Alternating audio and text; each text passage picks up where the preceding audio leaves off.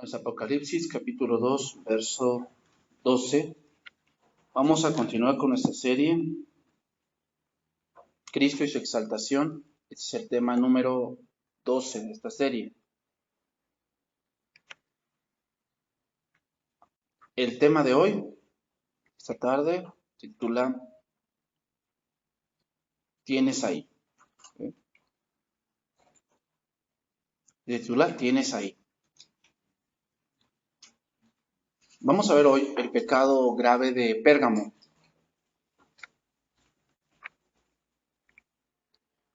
Y si está escrito aquí, hermanos, es porque es algo que debemos evitar.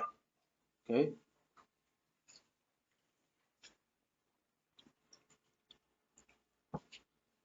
Dios en algún momento,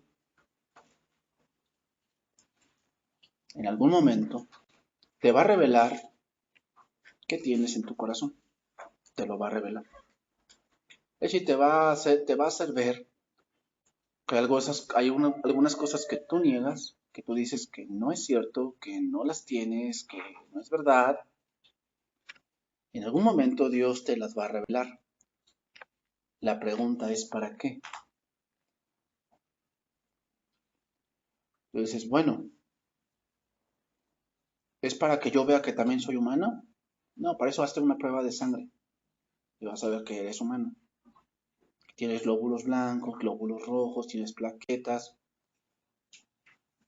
ADN, ARN, y te vas a dar cuenta que eres un ser humano, que no vienes del mono y esas cosas. Pero para que cuando Dios te revela algo en tu corazón, hay un propósito. Y es, o persistes en eso que es bueno,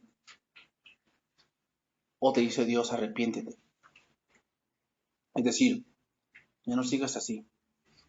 Ya es necesario que cambies tu manera de vivir. Ya Dios, ya a mí no me está agradando eso que tienes ahí. Vamos a empezar a leer vamos a leer el versículo 13, 2:13 de Apocalipsis. Yo conozco tus obras y dónde moras, donde está el trono de Satanás, pero retienes mi nombre y no has negado mi fe. Y aun en los días en que Antipas, mi testigo fiel, fue muerto entre vosotros, donde mora Satanás. Pero tengo contra ti unas pocas cosas, que tienes ahí a los que retienen la doctrina de Balaam, que enseñaba a Balac a poner tropiezo ante los hijos de Israel, a comer de cosas sacrificadas a los ídolos y a cometer fornicación. Y también tienes a los que retienen la doctrina de los nicolaitas, la que yo aborrezco. Tenía dos cosas. Tenía ahí a dos personas o a dos tipos de gente que tienen una manera de vivir. ¿Ok? Y vamos a estudiar un poco a qué se refiere eso. Mira, hermanos, en todo lugar donde hay seres humanos habrá problemas. Ya que pues somos diferentes, pensamos diferente en ciertas cosas, en ciertas situaciones pensamos de manera distinta y actuamos de manera distinta. Pero en el caso de Pérgamo, no era un problema débil, sino que estaban soportando una doctrina extraña. Es decir, como que esto que tú estás pensando no va de acuerdo a la Biblia y muchas veces pues es mejor decir, bueno, no pasa nada, mientras no me afecte a mí. Una doctrina que sabían que era mala, que sin duda agredía la palabra de Dios, y Pablo dijo esto respecto a un evangelio diferente. Dijo ahí en Gálatas 1:6, estoy maravillado de que tan pronto os hayáis alejado del que os llamó por la gracia de Cristo para seguir un evangelio diferente. No que haya otro, sino que hay algunos que os perturban y quieren pervertir el evangelio de Cristo. Mas si aún nosotros, o un ángel del cielo, os anunciar otro evangelio del que os hemos anunciado, sea anatema. Como antes os hemos dicho, también ahora lo repito, si alguno os predica diferente evangelio del que os habéis recibido, sea anatema. O sea, una falsa doctrina, hermanos, que tiene algo de la Biblia, o sea, es lógico que lo tenga. Y te dicen, ay, porque la Biblia dice, acuérdate. Sí. Y una falsa doctrina es la confesión positiva. Esa es una falsa doctrina. De que no confieses negativo porque si no te va a venir. Entonces, ay, me siento mal. No, no digas eso. Di, me siento bien porque si no te va a venir ese mal, el karma te va a venir. Ya habíamos dicho que esta iglesia era muy supersticiosa. Entonces, hermanos, hay cosas que debemos soportar, que debemos sobrellevar, pero no podemos soportar un falso maestro. No podemos soportarlo. O sea, no podemos decir, ay, no, pues, ay, ¿dónde está el amor? Aquí que se quede, que enseñe sus cosas. ¿Sabes por qué no? Porque esa clase de enseñanzas que son malas se corren como la gangrena. Son cosas que no es bueno tenerlas así.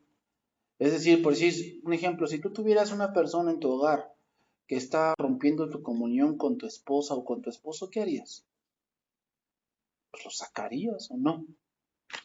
Ah, no, pues aquí lo mantenemos hasta ver, él va a cambiar. No, hombre. Vas a ver cómo tu hogar se vuelve un caos. La iglesia de Pérgamo no lo quería sacar las cosas así, sino que los tenía allí confundiendo a la iglesia, confundiendo a los creyentes. Y hermanos, el problema con esto es que esta falsa doctrina se esparce rápidamente y los feligreses de esa falsa doctrina empiezan a crecer rápidamente. Entonces retomamos el punto, hermanos.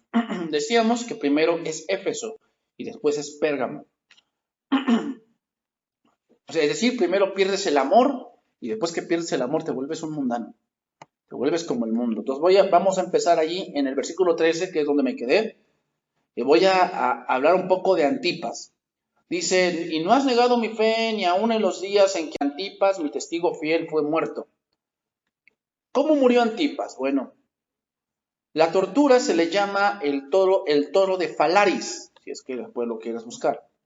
¿Cómo era el toro de Falaris? Bueno, era un toro, era una estatua de bronce que que estaba hueco, con forma de toro, y la estatua se colocaba encima de una hoguera. Era un toro grande, cabían más o menos unas 3, 4 personas atadas, y se le dejaban unos tipo orificios en la boca del toro.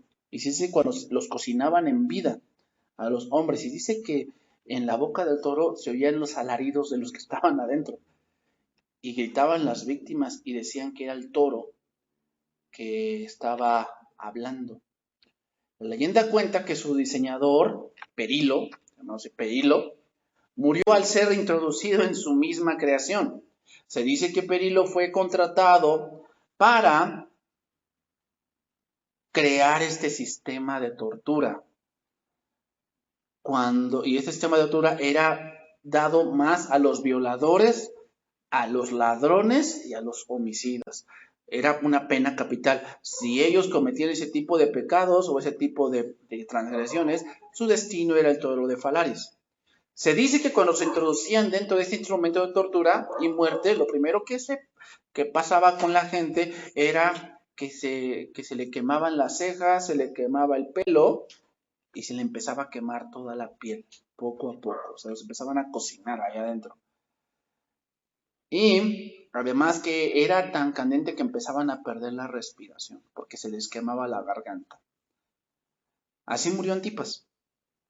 Se dice que cuando mataban a estos hombres dentro del toro, se alegraban los que estaban afuera.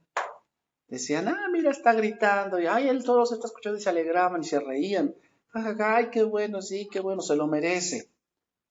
Eso fue lo que hicieron con Antipas. Por eso le llama donde mora Satanás.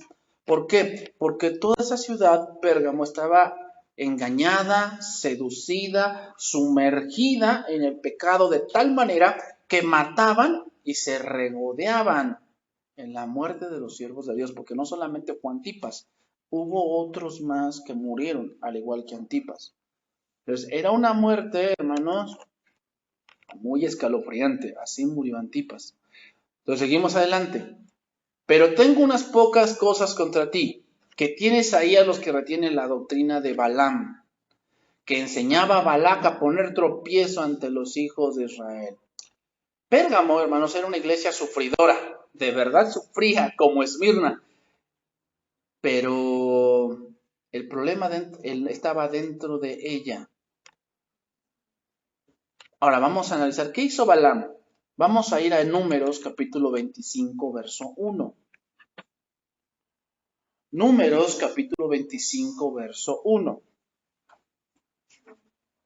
Te voy a contar un contexto antes de ver este pasaje. Balaam era un falso profeta. O era un profeta, y digo falso porque después, pues, era un hombre avaro, le gustaba el dinero. Entonces, el rey Balac va y lo contrata y le dice que quiere que maldiga al pueblo. ¿Por qué? Bueno, porque el pueblo era muy grande y sabía que no podía hacerle guerra porque Jehová estaba con él. Entonces él en su superstición pensaba que si Balaam maldecía al pueblo, el pueblo dejaría de tener el favor de Dios y entonces él podría vencerlos. Balaam entonces consulta a Dios y le dice que quiere que maldiga al pueblo y Dios le dice que obvio que no, que el pueblo era santo, que el pueblo era escogido por él y que de ninguna manera tendría que maldecirlo. Pero él quería el dinero que el rey le había mandado. Total, que va con él y en sus muchas profecías no produce maldición, o sea, no dice maldición contra Israel, sino simplemente lo bendice porque Dios le dice que lo bendiga. Pero él sabía una fórmula. Él sabía cómo hacer caer a Israel. O sea, no lo maldijo, pero él sabía cuál era la debilidad de Israel. Lo sabía. ¿Y qué crees que hizo? Le dio el consejo sabio al otro. Así como cuando tu vecina o tu amiga te dice, no te dejes, haz esto y vas a ver cómo lo pones bien de rodillas para que entienda cómo se hacen las cosas. Así, Balaam, así era. Era un hombre que sabía, era astuto. Hermanos, todo hombre, toda mujer es astuta para lo malo. ¿Te das cuenta? O sea, para idear males, idear chismes y cosas así. ¡No, hombre! Para eso no requieres ir a la escuela. Eso sale. El hombre, quién sabe cómo le hace, pero tiene de a tres. ¿Y cómo le hace? ¿Quién sabe? Pero lo hace. O sea, es astuto. Los hombres, las mujeres y los hombres son astutos para lo malo. Entonces, Balaam era astuto. ¿Pero qué? Para lo malo. Era astuto para lo malo. Así es un falso maestro, hermanos. Así es un falso. El falso maestro no es tonto. Es astuto. Sabe cómo utilizar la salamería. Sabe cómo utilizar la autocompasión. Ay, pobrecito de mí, no, mi esposa no me entiende. No me entiende. Ay, no, mi esposo no me entiende. No, vivimos juntos, pero ni nos hablamos. ¿No? El típico hombre que seduce a una mujer le dice, no, pero ya nos vamos a separar. ¿No? Su salamería. ¿No? Echan la salamería como nada, ¿no? Así son. Así es Balaam. Así es Balaam. No son tontos, no son tontos. Son gente. Ahorita lo vamos a ver. Dice ahí, versículo 1. Moraba Israel en Sittim y el pueblo empezó a fornicar con las hijas de Moab. Fíjate, Moab, ¿sabes de dónde salió ese pueblo? De la fornicación de Lot con sus hijas. De ahí salió ese pueblo. Moab. Moab, hermanos, en la Biblia es símbolo de la sensualidad. O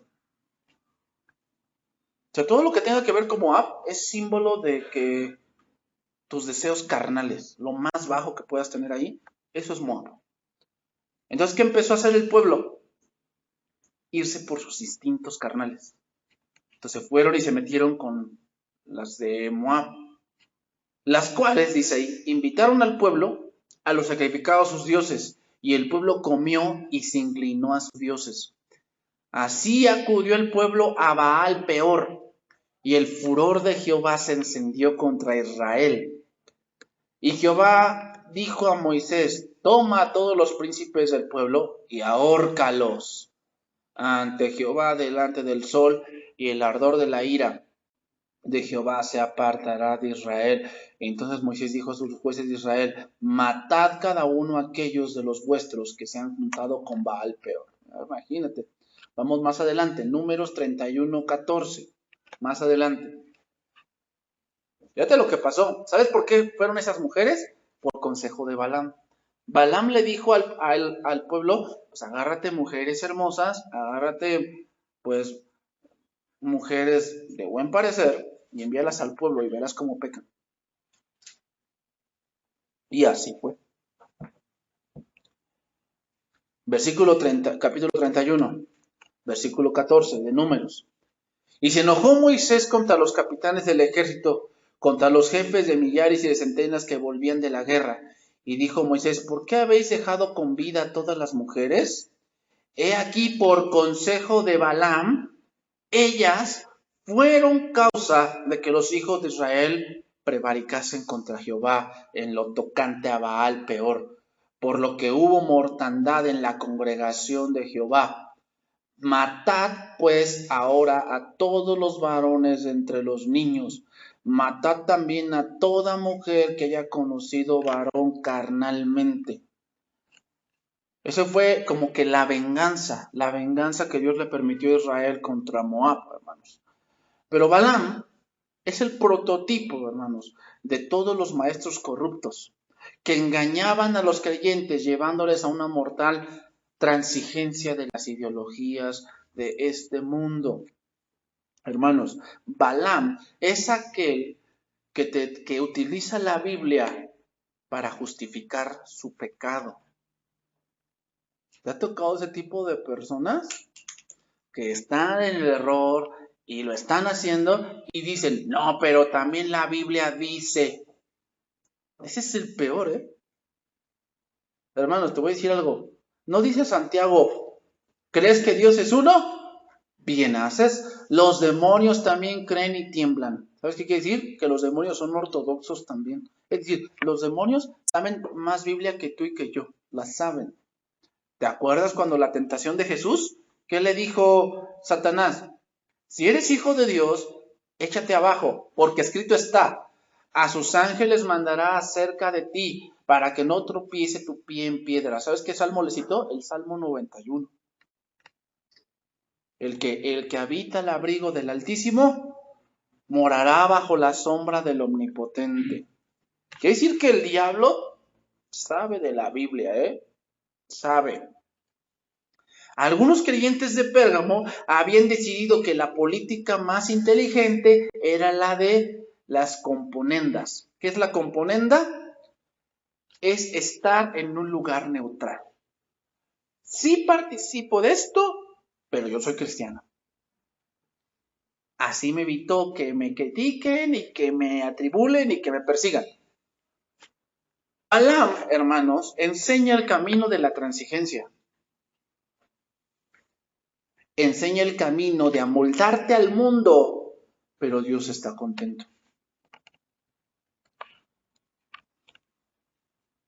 Entonces, ¿cómo hacían esto? Bueno, lo que hacían era participar de las fiestas paganas de Pérgamo y hasta la inmoralidad de Pérgamo con el pensamiento de que el cuerpo era malo y el alma es buena. Entonces, no importa lo que haga yo con el cuerpo, mi alma es de Dios. Otra parte donde se menciona a Balaam es en Judas, hermanos. Vamos a ver Judas 1:11. Judas 1:11, está antes de Apocalipsis.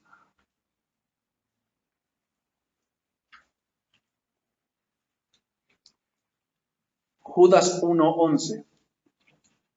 La epístola de Judas habla mucho de la apostasía. Entonces, aquí menciona a 3 prototipos de alguien que guía la apostasía. Por decir, dice ahí, Judas 1:11.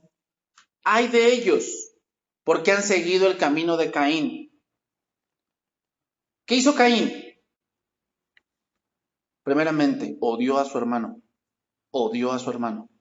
Dice que se demudó su rostro, ¿no? Cuando dice que Dios aceptó la ofrenda de Abel y la de él no. ¿Sabes por qué no aceptó la ofrenda de Caín? Que muchos dicen, porque fue fruta y a Dios no le agrada la fruta. No es verdad eso. ¿Sabes por qué no le aceptó la ofrenda? Porque él fue con una actitud de yo lo hice. O sea, el problema no era tanto lo que llevaban, era la actitud. Y se vio demostrado con lo que siguió después. O sea, ¿tú piensas que si Caín hubiera ido con una actitud humilde y Dios no lo hubiera aceptado, qué hubiera hecho Caín? Se hubiera arrepentido y hubiera dicho, Señor, ¿por qué no me lo aceptaste por esto? Ok, voy a hacerlo bien. ¿Por qué demudó su rostro? ¿Por qué entró en ira? ¿Por qué aborreció a su hermano? Dice también Santiago, porque era del maligno. O sea, Caín nunca creyó en Dios. Lo hacía por rutina. Hacía sacrificios por rutina, pero nunca creía en Dios. Va a llegar un momento en que vas a aborrecer lo que Dios es. Y ahí vas a apostatar. O sea, si no crees de verdad en Dios, lo que va a pasar es que lo que antes tú decías amar y antes tú decías estudiar, lo vas a aborrecer. Como Caín. Y vas a intentar que matarlo. Como Caín lo hizo. Y se lanzaron por lucro en el error de Balaam y perecieron en la contradicción de Coré. Dice ahí, estos, o sea, gente que tiene ese carácter, Balaam, lo que tenía, el carácter que tenía, es, el lucro es que le gustaba el dinero. Hay gente que se mete a la iglesia, hermanos, por el dinero. Que dicen, no, pues nada más me bajo una prédica del internet, les predico algo y les saco el dinero. Hay gente que sí lo hace. El hecho de que alguien haga eso no quiere decir que hay verdades bíblicas que se quitan. No, hermanos. Pero sin duda, un hombre que por predicar te cobra, no es un siervo de Dios. El siervo de Dios, una de las cosas que tiene que tener bien en claro, es que Dios lo va a sustentar. ¿Cómo? Eso es problema de Dios. Él tiene que hacer su trabajo. ¿Cuál es su trabajo? Enseñar, prepararse. Tiene que leer mucho, tiene que estar constantemente escudriñando la palabra y sacar tesoros de la palabra. Dice, y perecieron en la contradicción de Coré. ¿Cómo eran los coreitas? Eran hombres que no se sometían a ninguna autoridad. Así son estos falsos. Estos falsos no tienen cobertura de nadie. Simplemente ellos se levantan. Simplemente ellos hacen. Y dicen, Jehová es mi pastor. Pero no entregan cuentas a nadie. No tienen alguien que los aconseje. Y hermanos, como yo te lo he dicho, un pastor que no tiene quien lo aconseje, más arriba de él, que le diga, oye, no, esto no lo hagas, no es bueno. Si no tiene algo, tú ves que ese tipo de iglesias, hermanos, hacen cada cosa. O sea que, no, ya empiezan van a sanar a la hermana, la ponen de cabeza. ¿Por qué? Pues porque el pastor dijo. No, ahora cómo van a hacer la escuelita. No, pero ahora la escuelita van a traer payasos del mundo y toda la cosa. Y dices, ¿quién les dio permiso de eso? El pastor. Entonces te fijas en el pastor si es que tiene alguna cobertura, si alguien lo... No, él es solo, o sea, él decidió un día levantarse como pastor, abrir las puertas de su casa, de un local, se trajo a uno o dos que saben de la batería, la guitarra, el piano, y entonces pues ya empezaron sus reuniones. Pues empezó a ver que empezó a crecer, pero como no tiene cobertura no sabe qué hacer, entonces empiezan a idear faramayas, empieza a ver en el internet qué es lo de moda y entonces empieza a hacer cosas que no tienen razón de ser. Así son los que son de la contradicción de Coré. Entonces sigue diciendo, estos son manchas en vuestros ágapes. Aquí ágapes se refiere a las comidas que tenían los primeros creyentes. Cuando hacían la cena del Señor, la cena del Señor no era como hoy lo hacemos, que nos reunimos y vamos a tomar la Santa Cena y vamos a orar, analicémonos, hermanos, la prédica, no. Ahí, en la cena del Señor, era como una comida en general en toda la iglesia. Toda la iglesia era como un convite y entonces comían, bebían y partían la cena del Señor. Entonces estos hombres se metían en las fiestas de comida de ágape, le llamaban fiestas de amor, se introducían entre esas fiestas y dice ahí que comiendo impúdicamente con vosotros se apacientan a sí mismos. Aquí la palabra impúdicamente significa alguien sin vergüenza, sin temor.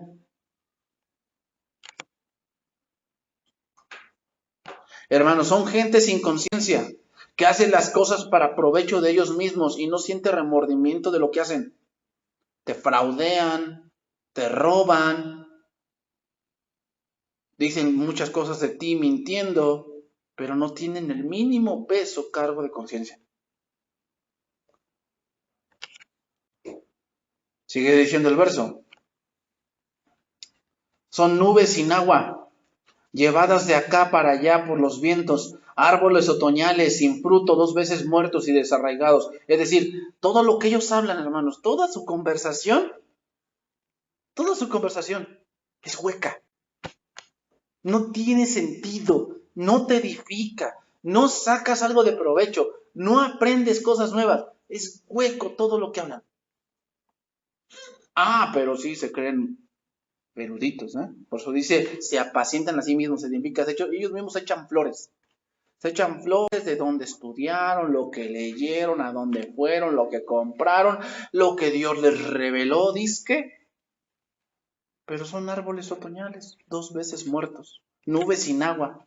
¿Sabes? Cuando dices, ay, ya se viene el agua, ¿sí? Y empiezas a meter toda tu ropa, ¿no? Y resulta que no llovió.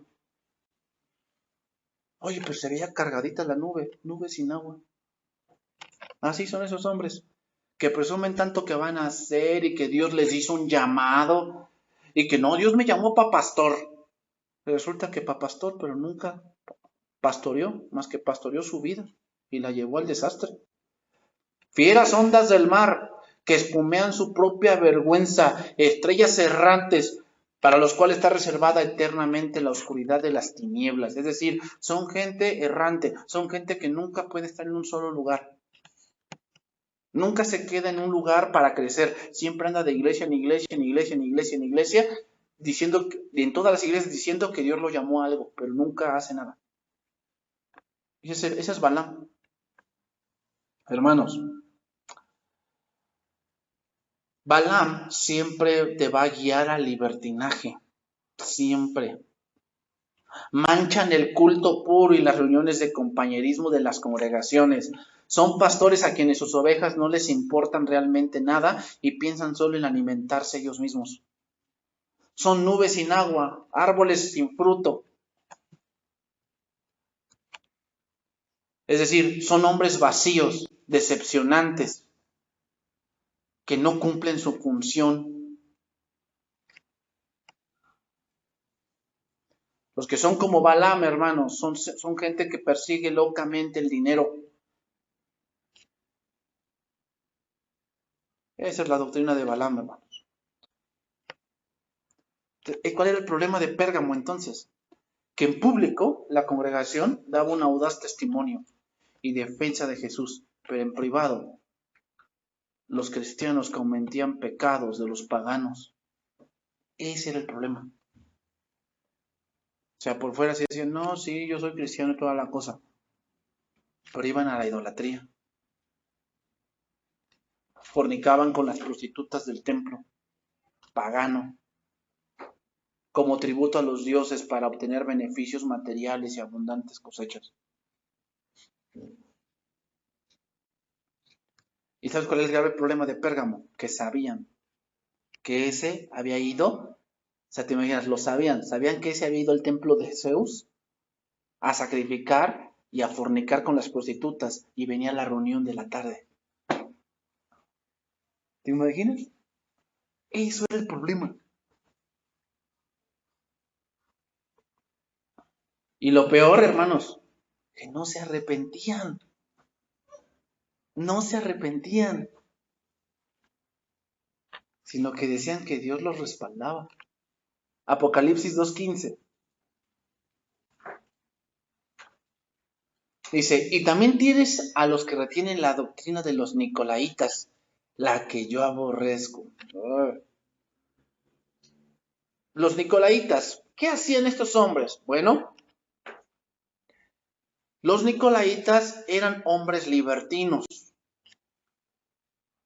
Eran hombres que decían, si tu carne quiere eso, hazlo. Hazlo. A ver, yo no tengo la culpa que me gusten tanto las mujeres. Dios me puso eso y pues bueno, ¿a quién le dan pan que llore? Pues yo me voy. Ese es un nicolaita. A ver, si Dios no quería que me emborrachara, ¿por qué me pone el vino enfrente? Si Dios sabe que soy débil, ese es un nicolaita. Que piensa que tiene licencia para pecar. Ese es un nicolaita.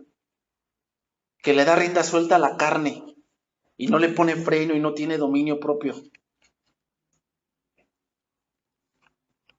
Otra cosa, los nicolaitas son aquellos que siguen la moda. ¿Ah? Son los que siguen la moda. ¿Qué es lo de moda de hoy? No, pues lo de moda de hoy es que nos vistamos como los paganos, así de esta manera. Eso es lo cool. Oye, pero eres cristiano y la Biblia dice que no te amoldes a este mundo. No, no importa, Dios me respalda. Dios sabe que mi corazón está con Él. Y sacan ese tipo de versos como Pablo. Pablo dijo, yo me hago judío a los judíos.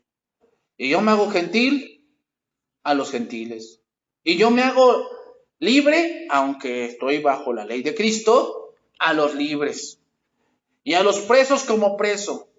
Bueno, entonces yo me hago a los travestis como los travestis. A los que se tatúan como los tatuados, yo también me hago eso. Entonces empiezan a sacar ese tipo de versículos.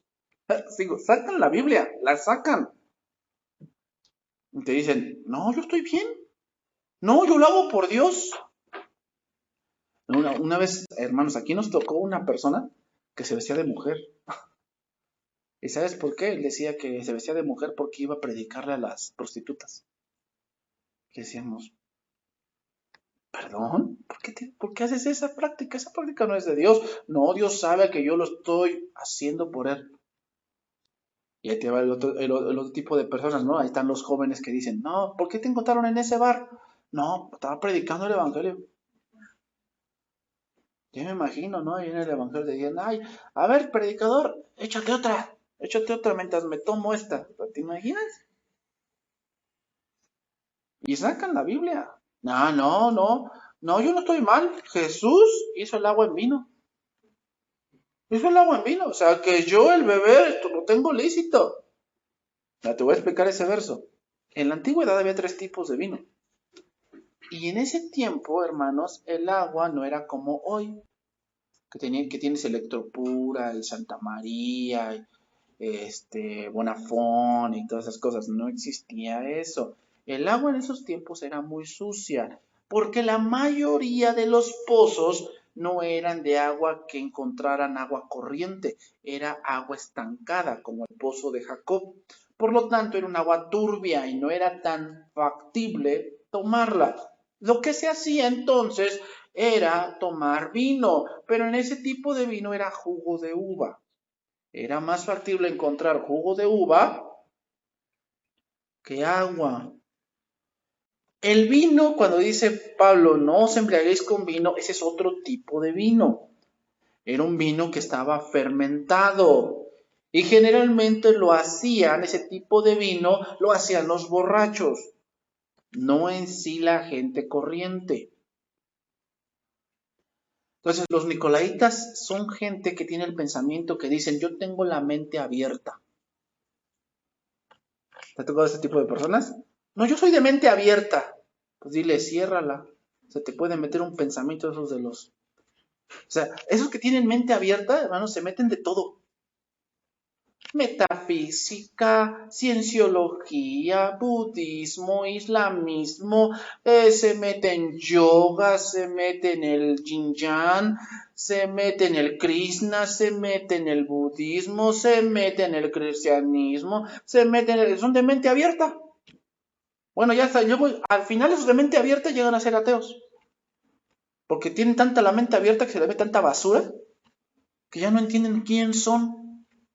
Esos de mente abierta son los que dicen que vienen del mono. Bueno, ya otros que son de mente abierta bien dicen que vienen de un meteorito. Tienen la mente abierta a cualquier posibilidad.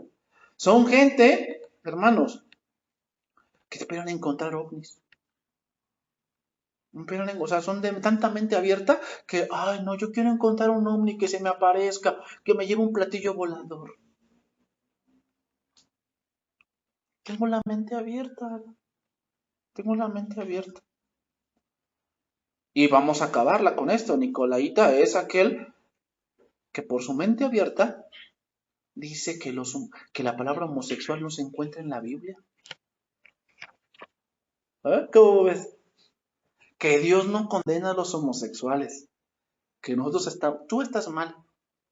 Tú le dices, oye, ¿por qué dices eso si la Biblia sí lo dice? No, no, no. O sea, es que tú tienes la mente muy cerrada.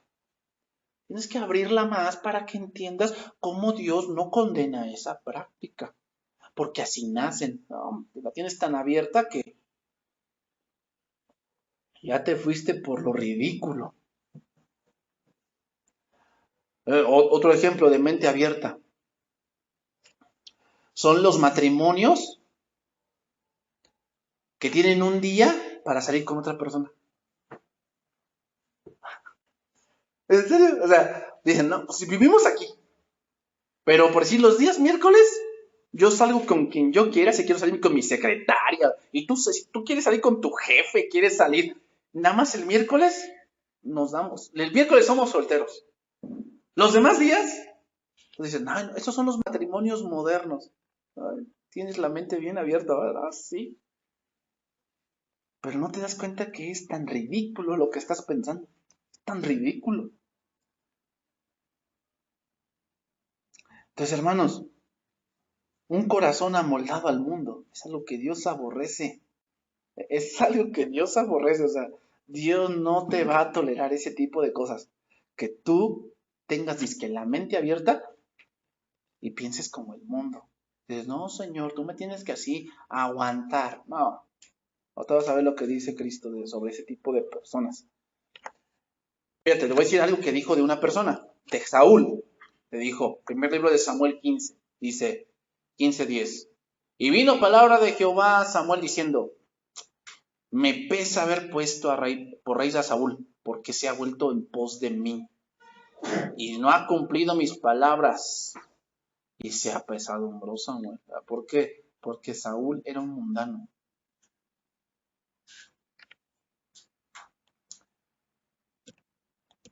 Entonces vámonos yendo por la parte final. Apocalipsis 2:16. Apocalipsis 2:16. Ahí terminando con esta iglesia. Por tanto, arrepiéntete, pues si no, vendré pronto a ti y pelearé contra ellos con la espada de mi boca. Pregunta, ¿de qué tenía que arrepentirse? Porque se les dice esto y arrepiéntete, dicen, pues ¿de qué? ¿De qué tenía que arrepentirse? ¿Qué pecado puntual estaba haciendo? Tenía que arrepentirse de pensar como el mundo. Oye, hermanos, o sea, cuando hablamos del mundo, hablamos las cosas que van en contra de Dios. No estoy diciendo que, no, pues no pienses en las matemáticas ni en la biología. Y no estoy diciendo eso. Tampoco nos vayamos al extremo. Me refiero a cosas en que Dios ha estipulado cómo deben hacerse. Y tú piensas como el mundo. De cómo hacerlas, pero a la manera del mundo. De eso debía arrepentirse, perdón.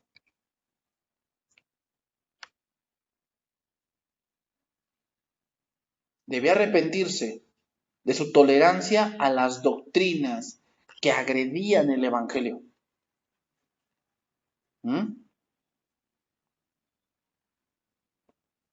Apenas me tocó un pastor, fíjate lo que me dijo, un pastor me dijo, no, pastor, dice, yo he estado viendo apenas vi a este hombre Cash.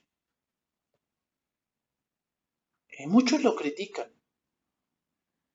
pero tiene una revelación de Dios muy grande. Yo no sé cómo que le dije, ¿perdón? Sí, porque si tiene esa mega iglesia, algo tiene él. Aguas, ¿eh? Y era un pastor, ¿eh? No te das cuenta del discernimiento que tiene. El hecho de que haya muchas personas allí no quiere decir que sea la verdad. Ancho y espacioso es el camino que lleva a la perdición. Pero mira lo que me dijo. No, tiene una revelación de Dios muy grande. Pues no sé si tú lo has visto en el Tuyú, pero este hombre apenas estaba diciendo que ya vio ángeles y que él ya también se fue al tercer cielo. Él también lo anda diciendo. Ahora ya resulta que todos se han ido. Todos se han ido. No, pues vamos a orar, hermanos, para que yo también me vaya al tercer cielo. Quiero conocer a Dios. ¿Te imaginas? Ese tipo de cosas caen en lo ridículo, hermano. Pero ahí ves al cristianito que tiene la mente abierta, come de todo. Y al final no creen nada. Creen todo menos en la Biblia. ¿Te ha tocado ese tipo de creyentes? Que creen todo menos en la Biblia. Tienen la mente abierta. Cuando dice Cristo aquí, pelearé, dice, vendré pronto a ti y pelearé, habla de disciplina. Y una manera de disciplinar a una iglesia o a un hereje, hermanos, es enfermándolo gravemente.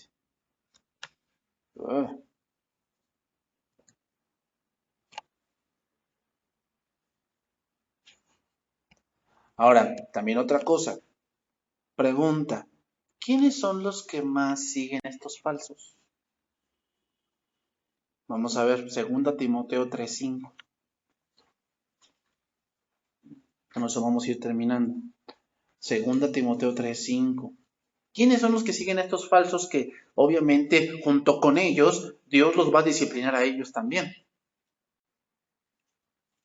O sea, hermanos, no crean que las cosas se quedan así como así. O sea, luego hay iglesias donde pues no se hace nada, ¿no? O sea, no se dice nada, no.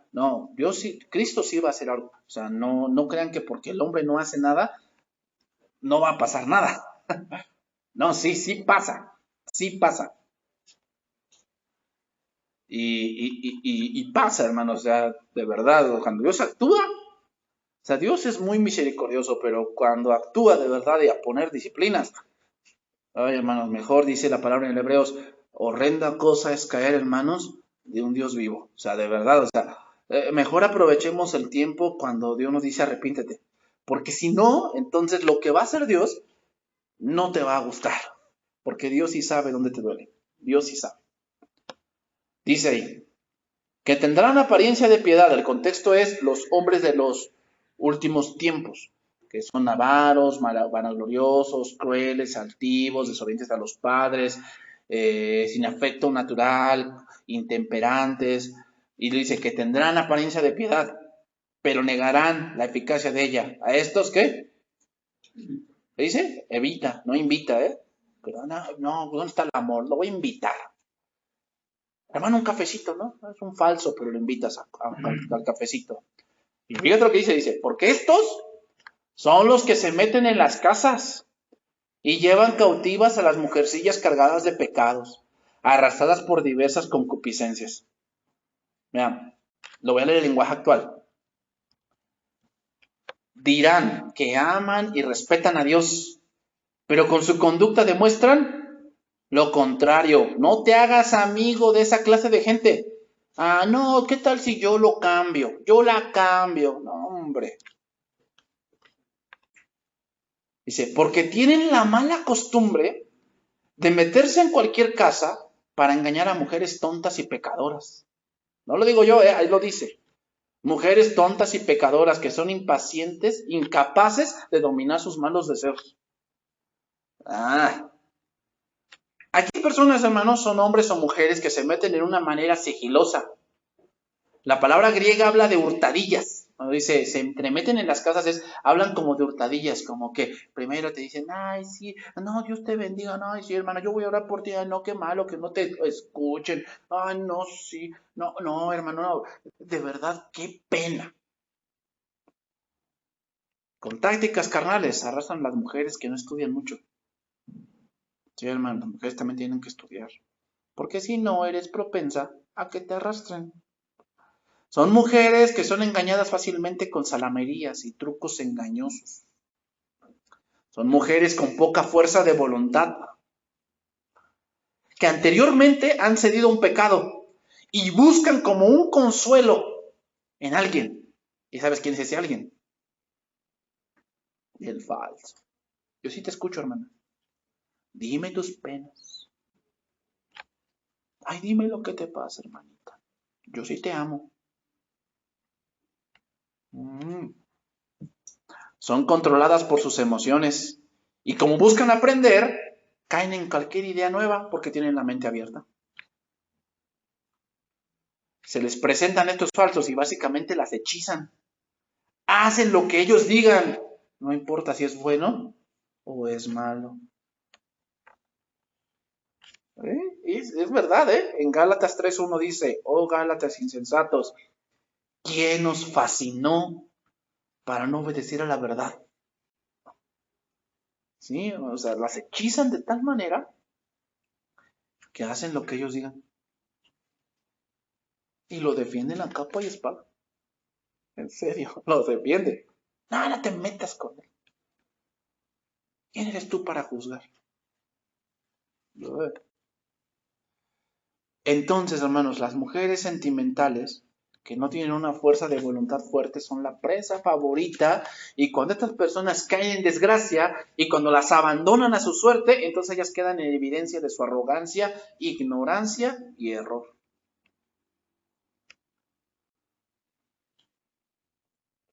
Así que hay que estudiar mejor, porque hermanos, los Balaam y los Nicolaitas están a la orden del día, ¿eh? Sí, así se meten y es que quieren aprender de la Biblia, pero nada más andan checando, a ver, ¿qué mujer es la que puedo influenciar para que haga lo que yo diga? Terminamos. 2:17, y con eso vamos a terminar ya, porque ya se me acabó el tiempo. El que tiene oído, oiga lo que el Espíritu dice a las iglesias. Al que venciere le daré a comer del maná escondido, y le daré una piedrecita blanca, y en la piedrecita escrita un nombre nuevo, el cual ninguno conoce sino aquel que lo recibe. 3 cosas para aquel que venza, para aquel que se mantenga fiel. Aquí vencer tiene la connotación de no parecerse al mundo.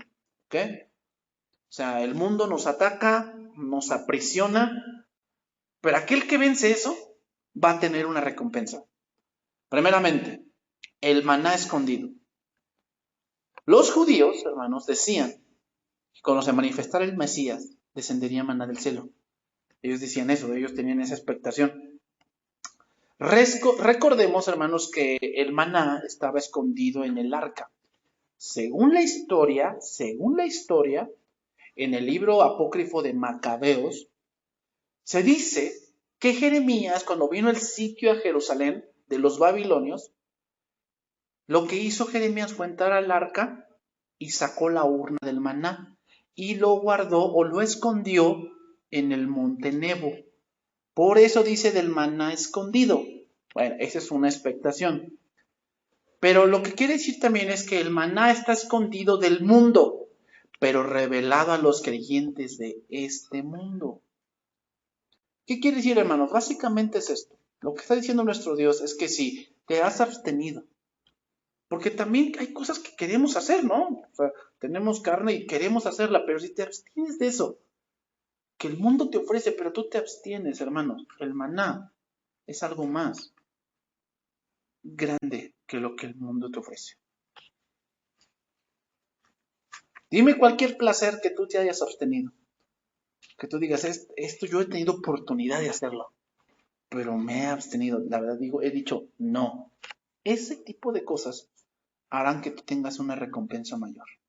Porque el maná, hermanos, no solamente te llena, te da vida. Ese es el maná. Por eso aquí el punto del maná escondido es que si tú te aferraste a Cristo, si tú te abstuviste de esas cosas del mundo con tal de seguir a Cristo, tu recompensa va a ser algo que de verdad en los cielos digas valió la pena. Número 2, la piedrecita blanca. En la antigüedad, hermanos, los miembros de algunos jurados emitían veredictos de inocencia arrojando una pequeña piedra blanca en una urna. Aquí no era de que en delito de asesinato en primer grado, ¿cómo lo encuentran? Ya ganan culpable, inocente, no. En ese momento lo que se hacía era tener una urna y aventaban una piedra, entonces la sacaban y ya dependía si era blanca o negra, era dependiendo si la encontraban inocente o no. Pero me gustó más esta parte que yo encontré, que se me hace más cuerdo con lo del maná. En aquellos tiempos, hermanos, cuando te invitaban a una fiesta, lo que hacían era enviar a un hombre con piedritas blancas. Entonces, cuando te decían, te invitamos a una fiesta, la piedrecita tenía tu nombre en la piedra. Entonces lo que hacían era entregártela y la rompían la piedra. Pues tú te guardabas una y el sirviente se guardaba otra. Al momento de llegar a la fiesta, que presentabas la piedra y la embonaban con la otra. Y si sí embonaba, entonces eras acreedor a entrar a la fiesta. Entonces quedaba tu identidad comprobada, ¿no? De que eras tú efectivamente el que la piedrita decía.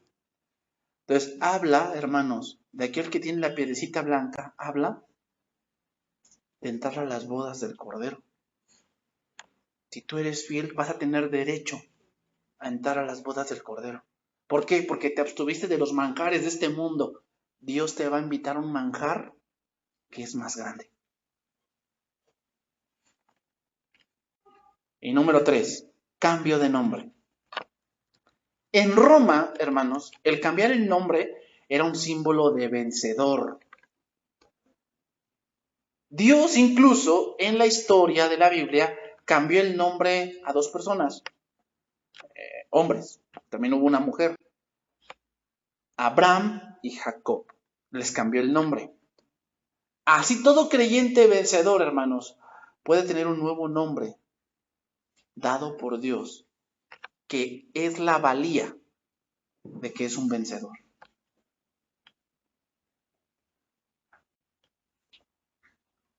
Entonces, hermanos, aquel que vence el mundo, que vence el mundo y sus afanes y todo lo que este mundo ofrece, si tú lo vences, en el cielo te espera la gloria. ¿Por qué? Porque vas a ser tratado como un vencedor.